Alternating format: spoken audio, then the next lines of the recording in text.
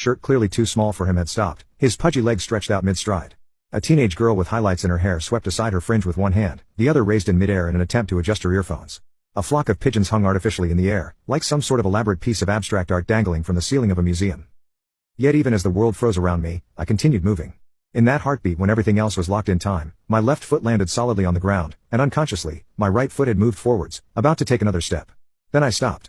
Nothing compelled me to, not like something seemed to compel everything and everyone else to stop, no. I just stood there, in shock and awe. Had my wish caused this to happen? What was going on? And yet, even as my thoughts became a jumbled mess, I couldn't help but smile. Moving around was so much easier with everyone stopped in place. As it turns out, no, I wasn't the one who caused it to happen. Time abruptly resumed a short while later, as if nothing at all had transpired. By then, I was out of the crowd, tucked away in the corner of a quiet cafe. I only noticed when the barista started to move again, the sound of beans being crushed in a grinder giving me the shock of my life. The freezes happened over and over again, at random intervals. They never lasted very long, but I definitely wasn't the one doing it. In fact, as the phenomenon occurred more and more, I knew for sure that someone else was stopping time. There's no good way to explain it, but I could feel their presence, somewhere, not too close, but not too far away. I didn't know if they could sense me too, the way I could sense them, but I knew that they were out there. So far, I hadn't seen anything or anyone else move during those freezes. It may sound stupid now, but I was content to enjoy those little moments while they lasted.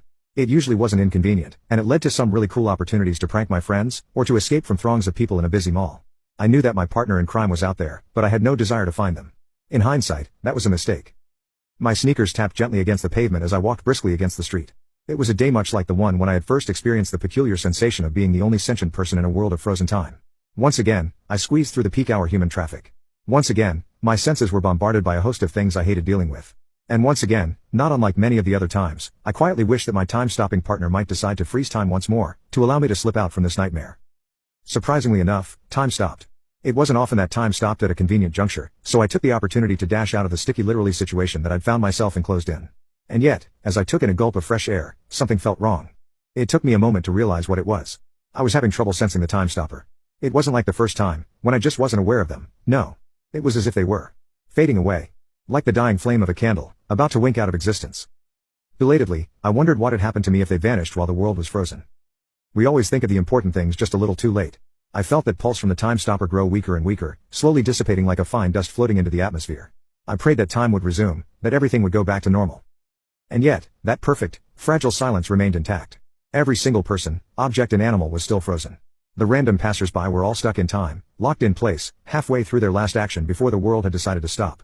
A flock of crows hung artificially in the air, like some sort of elaborate piece of abstract art dangling from the ceiling of a museum. I screamed, my voice ricocheting and echoing off the tall buildings that surrounded me. But no response came.